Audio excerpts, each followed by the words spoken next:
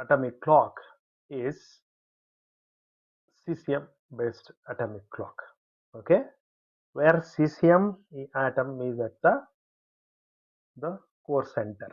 Okay, what I mean is it is the main workhorse of the clock. Okay, why is that so? What is so special about this cesium atom? Why it is so remarkable? The answer is lies in its the structure itself. Its atomic number is 55. Okay, it can have 55 protons inside. It can have 55 electrons. Now, the protons are inside confined in the nucleus. Okay, right? Just a minute. The cesium 55. Okay, so there is a nucleus. Protons are there, and neutrons are also there. Probably will give a different structure for neutrons and protons.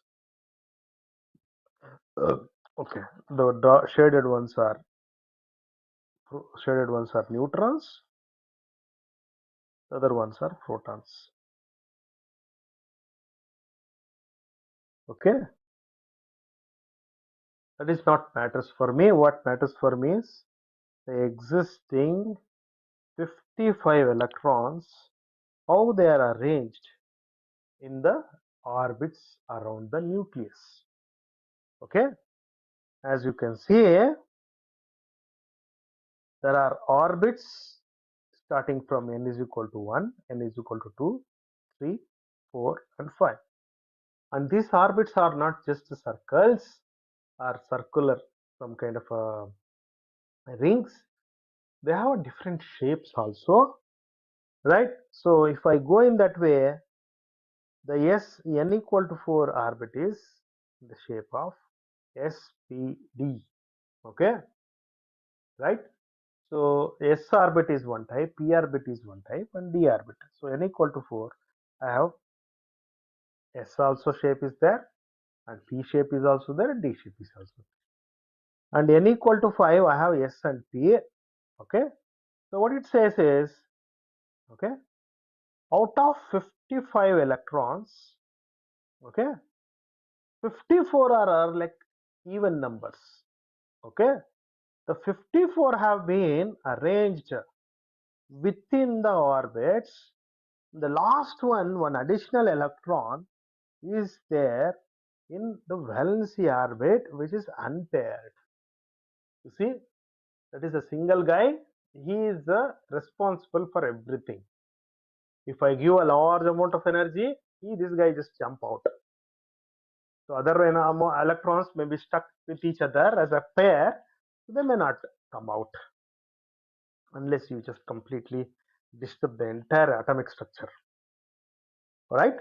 So it is said the order, the way the remaining 54 electrons filling is represented by the noble gas xenon, and xenon is an inert gas. Okay, noble gases.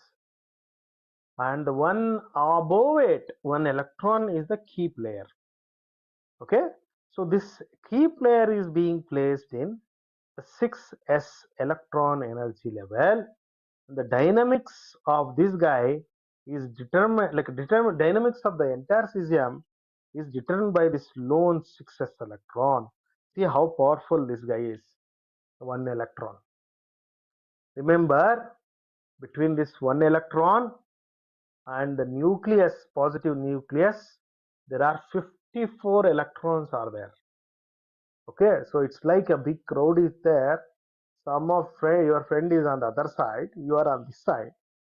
If you want to talk to them, if you want to talk to your friend, so you have to talk through these people.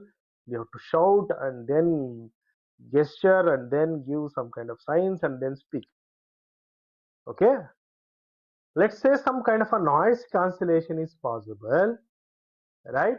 So somebody who's talking here, exactly the other way with the space, somebody else is talking. If I have some kind of a noise cancellation ability, So I can cancel the presence of this 54 electrons by 54 protons. 54 protons inside the nucleus. If I say I have only one proton which is not cancelled by any electron, so in that way the nucleus can able to create Rampey effect on this lone electron even beyond this presence of 54 electrons, right? So because of that, what happens? There is something called the energy level splitting would takes place. Okay, this is an idea I think everybody should understand. There is something called the Zeeman splitting. Okay, and there is one more called Zeeman. Another one is okay. It is in my head. It's not coming right now. I'll tell you what it is. So what is this mechanism is? So usually, if the atom is there, atom can have ground state, excited, second excited, third excited, and so on, fourth excited. They're unequal, by the way. That is the naturally existing atoms. Very good. Now, if you see, if I apply for this atom, by the way, its nucleus is there here. Okay, I'm just drawing an atom, inset of the atom, a part of the atom. This one I am plotting. Now, if I induce some electric field strength on this atom or magnetic field strength on this atom, okay, as you know, the slow orbits itself will slightly change. Okay, probably the shape of the atom may change, or probably the way atom structure is going to change.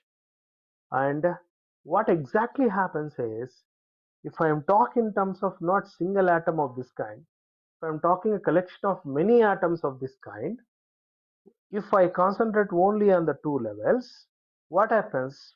The collection of all these atoms of two levels corresponding to ground state, because of the external magnetic field, a strong magnetic field, there may be some atoms, their level is slightly shifted by some value up. There are some atoms slightly shifted by their value of energy slightly down. Okay, this is called fine splitting. Okay, line splitting they also call the fine splitting of energy levels.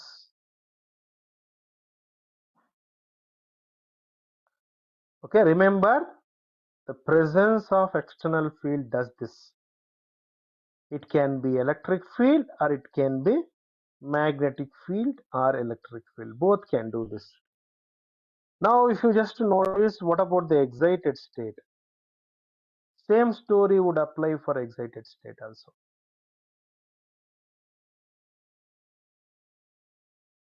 Earlier, you see the separation between these two levels is large.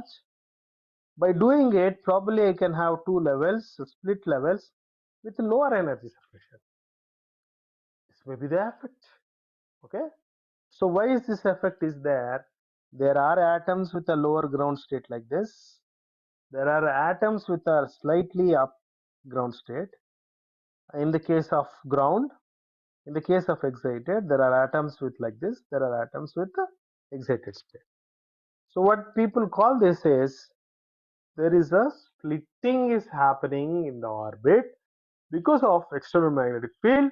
So they represent them with the spin magnetic momentum with the ms spin magnetic momentum. Let's say maybe this is ms minus, this is ms plus. Okay, this is correspond to 0 orbit. This may be corresponding to 1 orbit.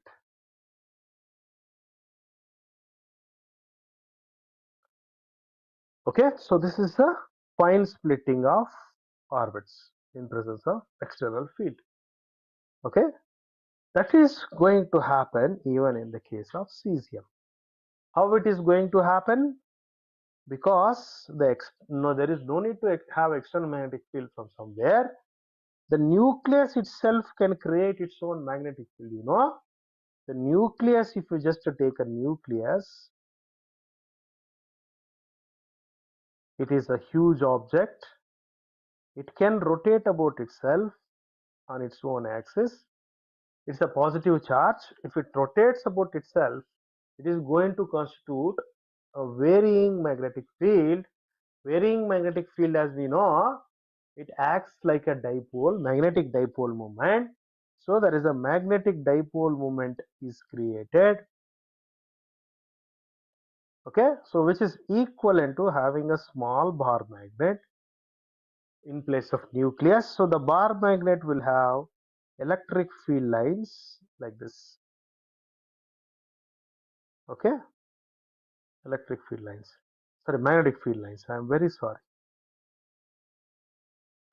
So let's say the nucleus magnetic field lines are like this, and the valency electron, the lone electron, let's say, which is located somewhere here, that guy is also like a small bar magnet. You know why? That guy is also rotating on its own. So I have equivalent magnetic field. Okay, the arrangement of the magnetic field can be either up spin or a down spin. So let's say I have this magnetic field lines of these guys. Now see, always the higher magnetic field strength induces some change in the lower magnetic field strength object.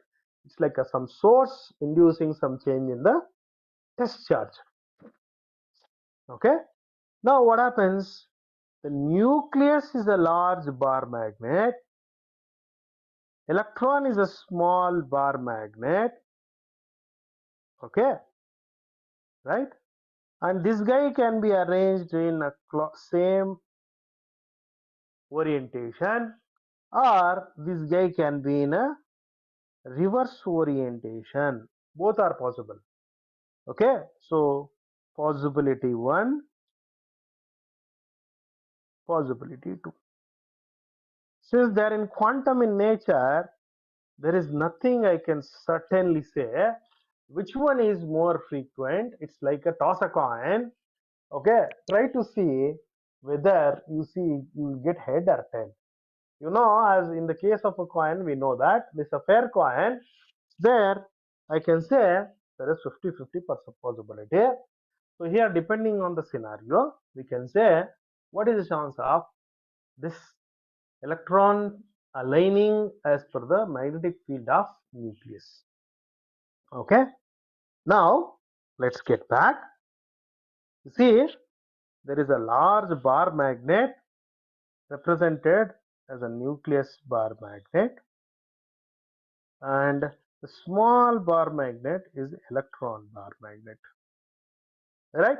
So electron bar magnet can have alignment or disalignment. Okay, so the nuclear spin of a nucleus is represented by 7/2. Nuclear spin usually represented with the Planck's constant, and yeah, right. And the electron spin is represented by plus half, which can be plus and minus half. So the bottom one minus half, top one can be plus half, and the nuclear spin is going to stay positive. Okay, right? Now the large guy is influencing the small guy. So the overall, the states of this electron is represented like two states. One is ground with F is equal to 3, the quantum numbers, and the other one is F is equal to 4. Okay, so this is called hyperfine splitting of 6s electron level.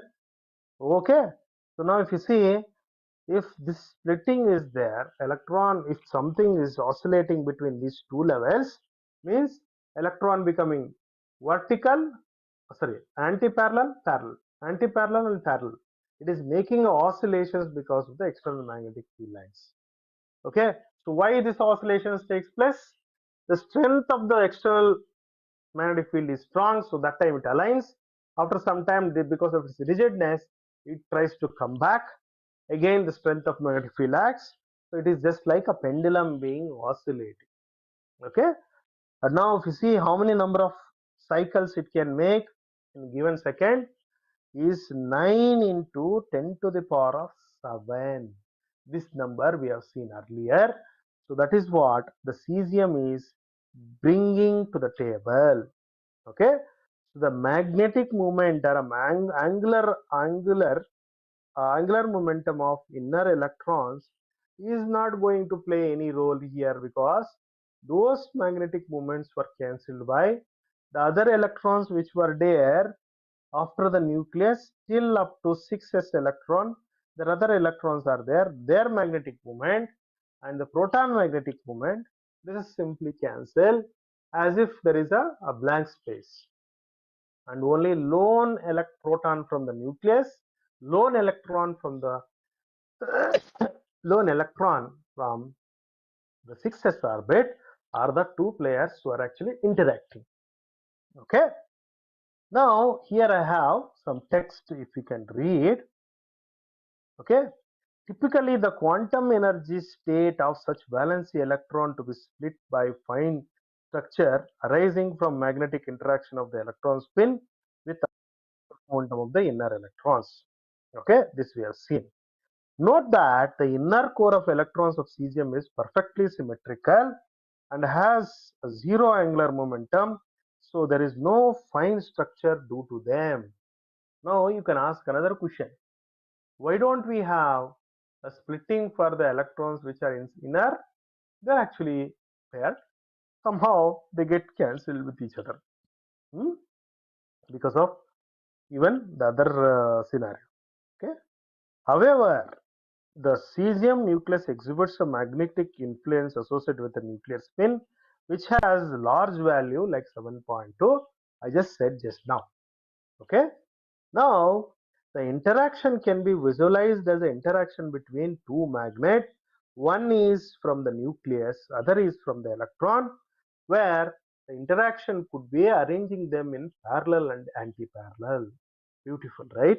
Okay.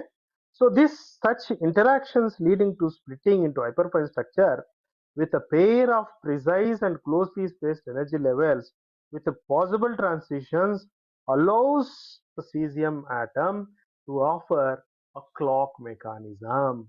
Okay, so that is the ticking thing in the cesium. What is ticking?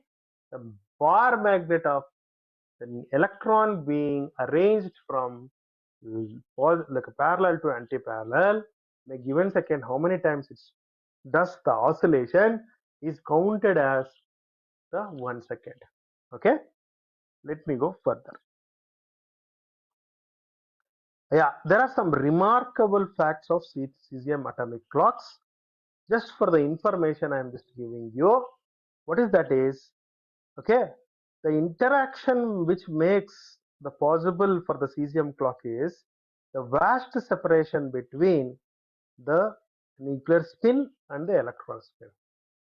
Despite a vast separation, despite some electrons in between, but still they are showing a effect on each other. The effect on the nucleus may not be that much, but effect on the electron is seriously very uh, complex and consequential. Okay, right?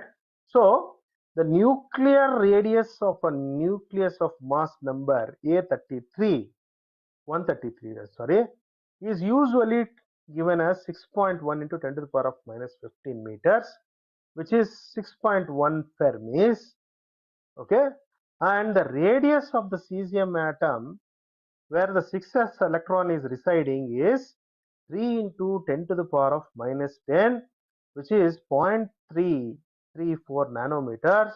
Interestingly, which is almost 55 times larger, okay, 55,000 times larger than any atom which can have 133 protons. The size of such atom is usually radius wise 10 to the power of minus 15 meters. But for cesium, you see, The size is 10 to the power of minus 10, much larger. Okay, right? So let's see a few more facts. Another remarkable comparison is that the energy levels involved with the 6s valence electron, okay, right? With that electron, in that scenario, the 6s electrons can be ejected from the atom by an ultraviolet photon of quantum energy 3.9 electron volts. If I want to knock that sixth like a free electron from cesium, I need to use a UV light. Okay. Okay. So by comparison of the orbital transition, the pair of hyperfine levels involved in cesium clock are separated by only 0.00038 electron volt, about 100,000 times smaller. You see, even from the prospect of orbital transition also, it is so special. Okay, this energy, whatever energy I just gave you earlier, is this energy is in microwave region, and it is about 1,000 times smaller than the random thermal energy of about zero point 0 electron volt associated with 100 degrees Celsius temperature, at which the cesium clocks typically operated. See, most important thing is you would really know the 100 degrees Celsius temperature, what it would be. Okay, and that is the where cesium clocks are being operated. So extremely high temperature. Okay, compared to our clocks, whatever we have, right? So the most commonly used atomic clocks in recent years have been cesium clock and the rubidium clock. There is one more clock is also there based on rubidium atoms. Both involve locking of electron oscillator to the atomic transition. So both same technique. Okay. The rubidium clock has had the advantage of portability, achieving an accuracy about 1 in 10 to the power of 12 parts among the transportable instruments. I say, let's say out of 10 to the power of 12 seconds, only 1 second will be missed or go out of sync after some time. Okay, that is what I meant, rubidium. And one advantage with rubidium clocks is they're portable. So what you can do, you have a rubidium clock, you sync with a cesium clock, right? When it compares to syncness, going misalignment, cesiums are known to be perfect. So what you do is you sync for the time being with the rubidium clock. Since the rubidium clocks are portable, you carry the rubidium clock to somewhere else where there is another clock. You sync the other clock with that rubidium clock. In that way, you can have a syncness between the two cesium clocks which were separated by a long distance. Okay, so that is what the some remarkable facts about the cesium clock. Okay, so the age of atomic clocks, if you notice, when did it start? Since atoms known for their perfect accurate transition, an atomic clock's accuracy depends only on the other involved components like how good used lasers and the electrons in the setup. Okay, so the source to create the oscillation. Okay, so by nature atoms are perfect things, but only the incoming source has to be perfect. So the accuracy is dictated by the accuracy or the perfectness of this incoming source, light source, that is lasers for us. The first atomic clock was invented in 1947. It's information for you, and it is being done in Washington DC. Okay, right? Fine. In that lab, that is which is National Bureau of Standards, as per that NIST was hardly better than existing electronic clocks. The one which is initially invented, whatever we have in our hands these days, is no more perfect than that. But it's 1949; it is perfect.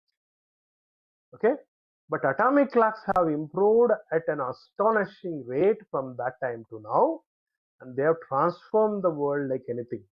Okay, today the best atomic clocks are of they are of billions of times more accurate and precise than any other type of clock. Okay, for timekeeping, if there is any other clock other than atomic clocks, if it is there technology wise, the atomic clocks, nobody is going to compete with these guys. Okay, that much accurate they are. And if they had been running since Big Bang, that is 13.8 billion years ago, they would have lost or gained less than a second. See how accurate they are, how good they in sync they are. If I start two atomic clocks, like by the time exactly the time of Big Bang, 13.8 billion years ago, what happens? By now, if you notice and just check how much time they have counted, they are exactly same, only missed by 1 second. Okay, so that much accurate they are. In the past 75 years, scientists and engineers have built atomic clocks for timekeeping, mainly for the navigation and telecommunication and scientific exploration and countless other uses. Okay, the main thing is navigation, the GPS based navigation. Okay, right, even for missiles actually. So when you fire a missile, GPS location is mainly uh, dictated by time synchronizing time. So that is what I think during Operation Sindoor, some 200 ISRO scientists were actually working round the clock for those 7 days just to precisely give the location of the targets, right? Okay, and the location of the target must be matched by these missiles. Okay, so there should not be any misalignment by timekeeping wise. So that much of requirement is necessary when it comes to timekeeping. Okay, there are new kinds of clocks may soon open up the capabilities that provide that previous generations could only be dreamt about. So the new technology anyway coming out. Okay, so right now, okay, exact real time location of somebody is just getting at sitting at our home is sometime like 30-40 years back. It is unimaginable, but now we are doing it. We usually share our live location. Okay, so in that way we can find out where is our the other person whom I want to meet. Okay, so which is all possible right now. Similarly, in next 30-40 years, you cannot imagine right now what could be the applications would be. Okay, right? And now the first atomic clock was actually known as a beam clocks. Beam clock. Probably some kind of a beam is involved. Okay. So what is this beam clocks are known? Why they are known as this? So they involve a shooting of beams of hot hot atoms down a long tube. A long tube is there. So the beams of hot atoms were shot from one end to other end. Okay, right? So you can see on the right, it's in the lab, NIST lab. Okay, the beam is there at the top. You see, this is a beam. Okay, and this is probably the cesium atom. The what is it called? It's like a housed here. Okay, so these beam clocks are workhorses of atomic time, reliable, steady, and they were based on cesium atoms, which are, by the way, cesium atom is a gold colored metal, very, very smooth, and which is shown here. Okay, right?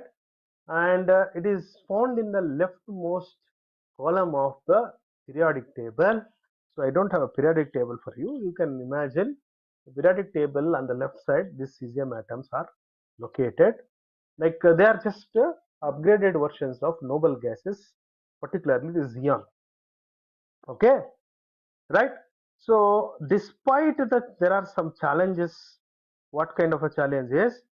Okay, right? They ignite spontaneously in air if you if you expose to air and it react very very strongly with the water, it might explode. Okay, so this is a highly volatility and sensitivity of the cesium.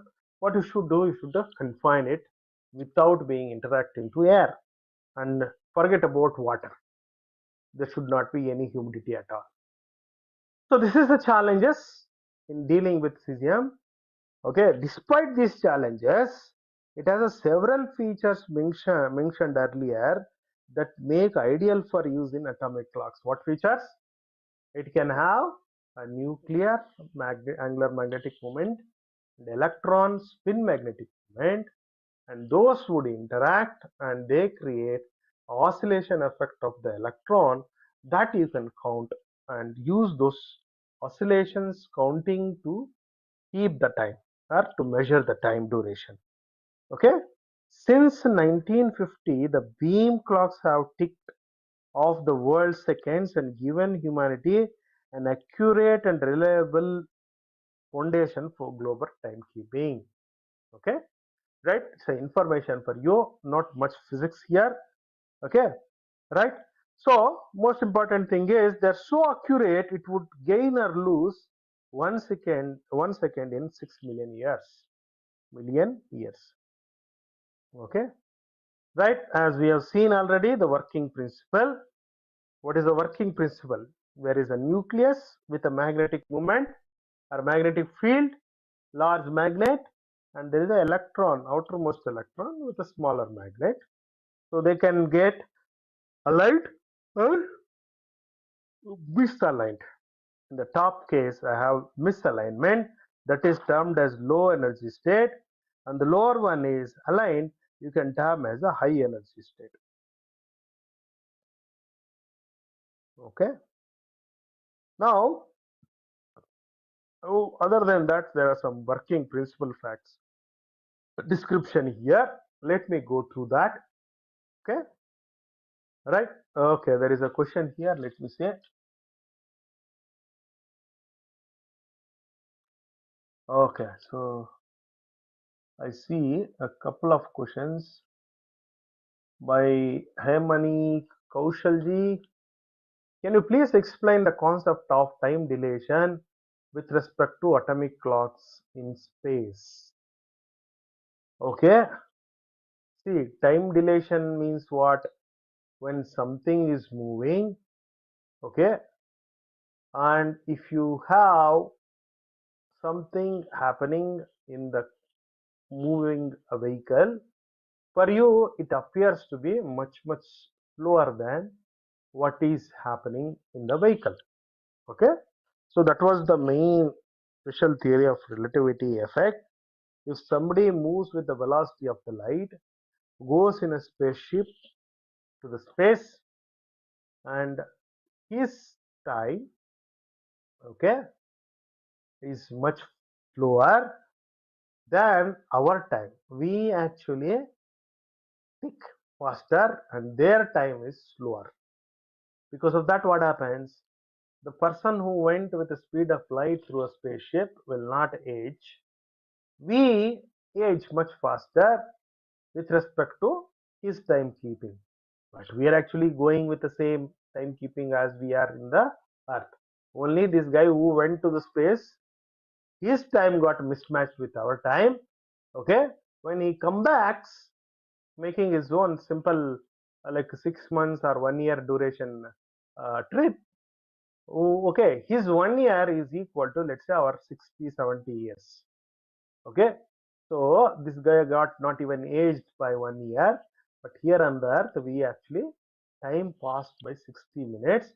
Now this is what it was nicely showed in a movie Interstellar, where the protagonist hero goes by a spaceship to space and then even goes through a black hole, something called wormhole, and through the black hole he comes back somehow, and when he returns back to his place, his daughter got old and they got aged, but this person is not even aged by 1 year. Okay, right? So this is something which is against our intuition, we don't accept. But the time dilation, as per the theory of relativity, it is possible because of the speed of the light. The timekeeping is going to vary from one reference frame to other reference frame. Reference frame in the sense we are on the earth reference frame, it's called laboratory reference frame, and a vehicle which is moving with a velocity with respect to us is is like some experimental reference frame. If the relation between them is connected by light velocity, boom, this effect of time dilation and the length contraction also would take place.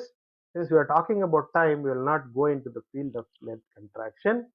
So, in the case of atomic clocks, fine, I am not sure whether there is an atomic clock in the vehicle spaceship. There is an atomic clock here on the earth. If you sync them together, okay, if you sync them together, and if the spaceship goes somewhere and comes back, do we see the syncness between these two clocks intact? Probably no, because okay, so when something moves with the velocity of light, you know what happens, or close to light velocity, what happens? Everything, right from biological tissue to atoms to everything, the way they work, the way they tick, everything gets slows up. Because of that, probably the even atomic clocks which were put in the spaceship may also tick much slower compared to the ones which are there on the earth. Okay, probably that may be the implication. So it's a very good uh, imaginative question to probe and discuss. As of now, I would say I may not have a straightforward answer, but I can only guess. The guess is probably there may be a effect on even time clocks, atomic clocks, if you put them on a spaceship and go by velocity of light. Okay.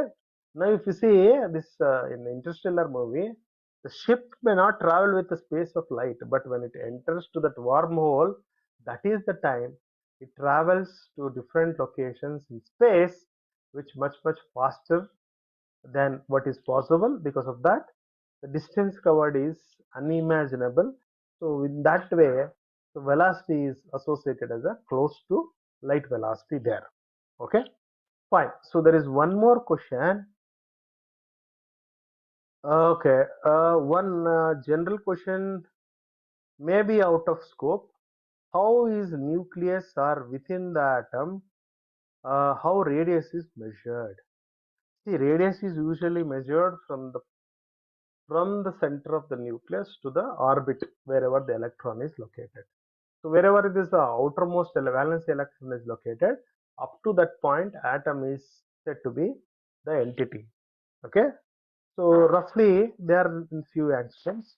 So we just saw some numbers earlier. That is how it is being measured. Okay, right? Fine. So, is there any other facts to be discussed here? Okay, the duration taken for 9 into 10 to the power of 9 cycles of tuned oscillations is equal to 1 second. Here in this case that we have seen earlier, this number is connected to moon's motion, which is used to divide a year into equivalents of second. Beautiful, right? So moon's motion is connected to 1 second. So, right? See this, who decides this many oscillations is equal to 1 second? Who decides? Okay, there should be some reference point. Nah? So that reference point they took is, they took moon motion and divided into equal parts, okay, in a year, right? So that is equal part, one equal part would have this many number of oscillations would be happening in that one equal time part if I let the cesium-2 do the oscillations. Okay, all right. So there are other facts which we were discussed. I think I am not going to touch them, and you can just read through if you need. Let's go to the next slide. Okay, right. So there are limitations of beam clocks also, right? like earlier we saw a limitation of cesium is very hyperactive. It can act with air or humidity with water. So we need to ensure not having such interactions. Okay, right. As the hot atoms zips through a beam of hundreds of meters per second up to more than 1,000 miles per hour, there exists only a very short time to probe the atomic resonant frequency. That okay, that would create a limiting their accuracy. Okay, so initially to measure some resonance, I need to see a stable thing, right? But the electrons are moving, zipping through one end to other end. How can I know the resonance of the each atom? So that is one of the limiting effects. But still, with a powerful lasers, okay. So the lasers itself is a highly fast moving light particles. From there people are doing some job.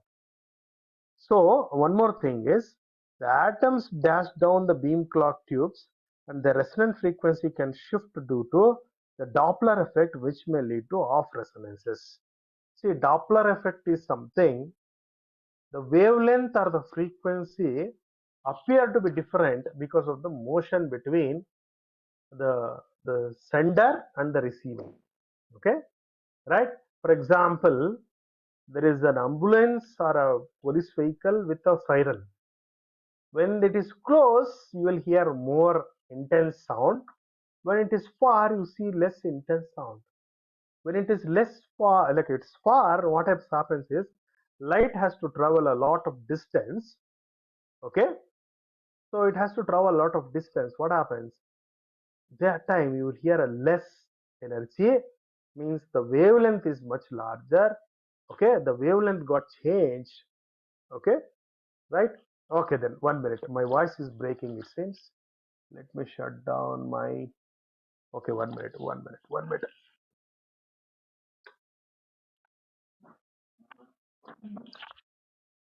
Okay, so my laptop battery was low, so that's why that is the reason. Okay, thanks for reminding that. Okay, fine. Okay, so Doppler effect is something affect the motion or a distance between sender and the receiver affected affecting the strength of the signal is a Doppler effect for us. So now if something is moving, atoms are moving, now what we'll do, we want to shine a photons onto it. Now atom is moving away and photon is going. Now my intention was to match the transition frequency. Because of this is also moving, receding away from the photon, what happens? The transition frequency may not be exactly same what I thought in the initial place. So this is happens because of the Doppler effect. Right, in real world scenario probably not hearing and hearing the strength of the siren may not be that important, but when it comes to atomic beam clock, matching the frequency of these atoms which are going to create an oscillatory effect and counting those oscillations is a very important task. Okay, very important factor. So that's why Doppler effect is a big issue and it's a big limitation in this moving atom based atomic clocks. Okay, too big and the power hungry, they're like this another limitation is talking about. They're too big and they're having a highly power requirement, and typical unit size is of briefcase, atomic clocks are of briefcase, and which can draw about 50 watts of power compared to around a third of watt, that is 300 milliwatt needed to run a smartphone. So talking about cesium clocks back then, okay, they were needing about 150 watt power, but right now the smartphones are few milliwatts. Okay, right, in 2023 NIST unveiled a prototype a compact version with the size of a postage stamp, so small, and further hopes to build a beam clock that consume only about 150 milliwatt of a power. looking at the smartphones, they want to create beam clocks of power requirement less than the smartphone. Okay, and there could this they could help to navigate the GPS in jammed or unavailable regions such as underwater in space. The GPS doesn't work underwater in a dense forest. You know why? Because the signal has to be received from the device to the towers. Towers communicate to space, to the space shuttle, this satellite. Now, underwater, what happens? The signal coming from the device from the underwater may not be received by the receiver tower. So that may be a problem. So there is a possibility of if you use a small beam size clocks, and probably that may resolve some that limitation. Okay. Now the industry of beam clocks. Okay.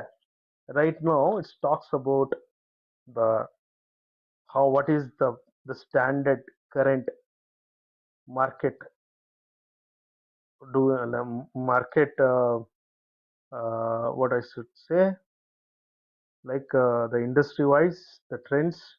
Okay, right, it is this industry beam clocks not only just revolutionized timekeeping, also launched an industry which started with the first commercial atomic clocks, which is called atomic chron. In 1956, it is cost about 50,000. In current standards, more than $500,000. Okay, so the cost increase. You see, in later after a few years, Hewlett Packard developed a more compact cesium beam clock that proved far more successful, which still remains in production today and is used by national measurement labs around the world, including NIST, to produce accurate time. So I have here on the right, you see NIST cesium clock from the heart of the NIST time scale, right? So they are keeping the time. Okay. So one NIST commercial cesium atomic beams ticks off accurate, reliable seconds and from the heart of NIST time scale. So they just usually advertise this, whatever is mentioned here. Okay, right. Let me see any other forms of clocks. There is other form of atomic clocks is called fountain clocks.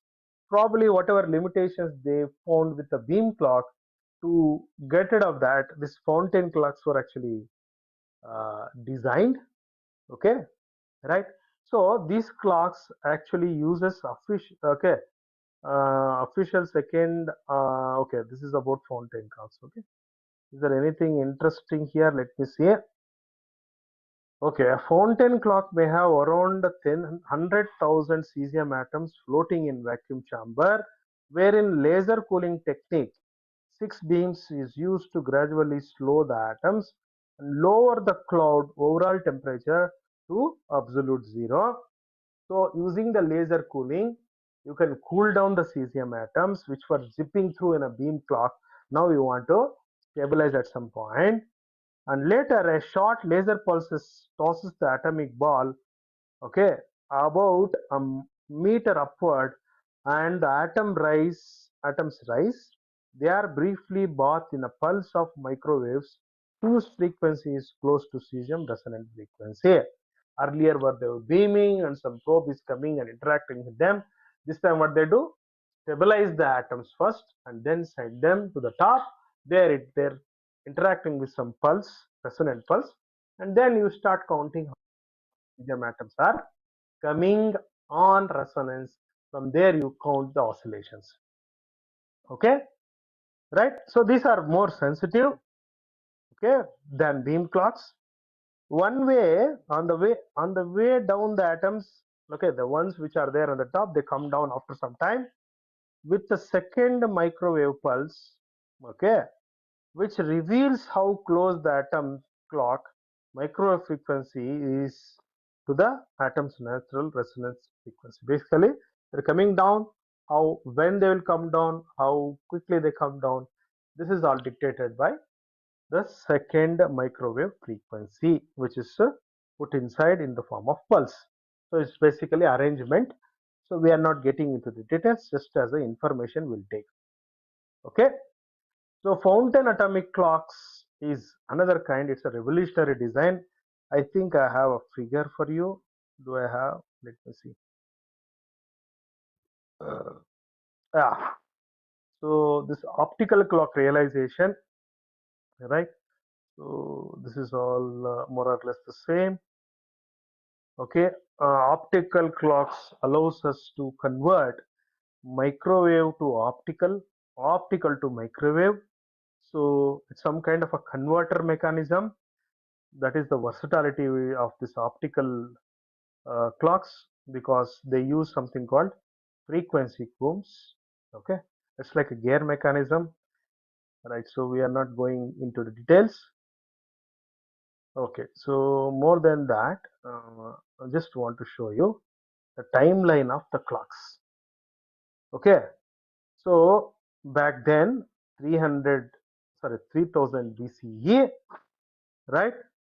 Okay, the actual counting is done by putting a pole and dividing the circle around the pole into units. Okay, the smallest unit is, okay, 15 minutes per day. Okay, right? Okay, accurate. That's sorry, it is accurate by 15 minutes per day. If any of two of them are synchronized, they may miss by 15 minutes in a given day. That much apart they will go. Later, in 1657, the pendulum clocks came, just like our pendulum clock, swing clock. If two clocks were synchronized, they may miss 1 second per 2 hours. Okay, see, it's too much. Within 2 hours, there is a 1 second apart, right? And the next one is 1762. Okay, uh, it's called a horizon chronometer. It is going to miss, the two of that kind of clocks are going to miss. Okay, so that is looks like very very strange, like kind of a butterfly. 1 second in 5 days it may miss. Okay, now comes the first commercial quartz oscillator, some kind of a LCR kind of a circuit or a quartz oscillator. So here 1927 this was came, and it will miss 1 second in 8 months if it is synced with another of same kind. Very good. The next one, timeline of the clocks. Okay, right? So in 1947 atomic clocks came. I think we did mention earlier. So they will miss 1 second per 3 years. Amazing. Beam clocks came 1955. Straight away 1 second per 9 million years. That is the number of oscillations this I will see in the case of alignment of electron to the orbital angular momentum of nucleus. 1993, the cesium fountain clock will miss 1 in 3 million years, 1 second. Okay, next one are optical clocks. Okay, so something around 2006 they came. They may miss in 30 billion years, only 1 second. That is the time duration, if you see, twice the age of the universe. Okay, more than Big Bang. So that is about the clock history. So we did not go into the details of how the practical optical clocks would be working. So since it is more time taking, let me see if we can touch a little bit. Okay, the future of timekeeping. Yeah, right here we'll just see a few points. The optical clocks would be needing atoms which are resonant with optical frequencies. The earlier optical clocks used hydrogen, cesium, and mercury atoms, but over the time, aluminum and strontium and yttrium have been used as they are emerged as top performers. So those things have been used here. Okay, so do I have working principle discussed here? Probably slightly somewhere here. You can go through it. So yeah, that is the story of the clocks. Okay, there is something called optical lattice clocks.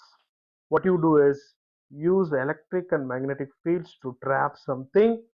Okay, so what you are going to do, you are going to create some kind of a lattice structure, which is called optical lattice. Within the optical lattice, some atoms could be trapped, something like ytterbium. Those ytterbium atoms are made to oscillate. You can count the oscillations. From there, you can time keep, you can do.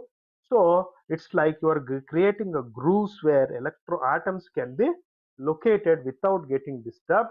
So in this way, optical clocks with the optical structure is going to help me to stabilize the atoms, unlike beam clocks, unlike fountain clocks. That is where the stability is coming with optical clocks. Okay, fine. So we wanted to discuss the what is this the other part which am not able to do it for today, but for sure in on Monday we can do. What I want to do is let me show you. Okay, somebody, right. Okay, so I want to start how the single photon generations would happen. Okay, so that is where the Raman spectroscopy is coming into the play. So more of a physics we'll get in, and we even come across the Hamiltonian. The Hamiltonian questions were so many, so we will touch those things on Monday, right? So in that way, what we'll do today, we had some kind of a relaxation for you with more of a history, but we'll come back with the physics on Monday. So that I'll be using a lot of blackboard description to tell you about the physics behind the single photon sensing sources and the detection used in sensing. Okay, so it's 4 o'clock now. I'll hand it over to Manoj sir. Okay, sir. Thank you so much. Yeah, So, yeah. There is a just a couple of questions just popped out at the end here, sir. Let me see. okay, okay. Okay, yeah. Okay, till 340, no questions. 350.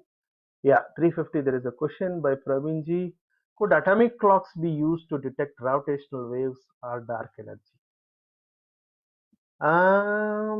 Yeah, it's kind of a tricky question. See, if this gravitational waves, dark energy detection or measurement, if it does involve some timekeeping, means within certain time I want to measure certain duration. If that needs to be accurate, yeah, you can use atomic clocks. But I am the not the right person to comment on that straightforward because I don't do much of a quantum gravity study. So maybe next time when we come across this gravimetry and those things, we might try to touch that part. Okay. Okay then. The next question: what about international standard atomic clocks? Whatever existing right now, they are perfectly synced. But when it comes to the, for example, the missiles launching, reaching the accurate target, okay, that is going to be much challenging. Even if you miss 1 second in few billion years, so that much accuracy is going to create a big fuss in going 1 meter either side the missile. If whatever our Indian defense has exactly locked and hit the right point in our opponent's commercial zones, that is only possible because of the perfect GPS locking and the timekeeping possibility. Yeah. So existing atomic clocks, I think everybody has, every country has. They're doing it by using them, the timekeeping. Okay, the next question. Wherever the overlap issue comes in clock, how to address in this clock bits? You mean to say like the loss of synchronization? What they do, they use something called rubidium based portable clocks to resynchronize the unsynchronized clocks. Okay, so that is how it is being addressed. So the cesium clocks, usually they are housed at some location, you can't move them, but rubidium clocks are so, and they use them just to sync the like say European countries and our country has to synchronize some time. Okay, so they will do that using rubidium clocks. Okay, so that is all for today. So we'll come back with more physics on Monday, right? So a lot of mathematics on Monday. I'll go slow. So I have 2 days to complete this part: single photon detection and sensing. So I'm hoping I would complete in those 2 days. Okay then. So see you. Have a nice weekend, and I'll hand it over to Manoj sir. Yes, sir. Yes, sir. Thank you so much. And uh, I also have one announcement for the participant that now quiz one is open and quiz two will be open from today evening 5 p.m. till Monday evening 5 p.m. Okay. So both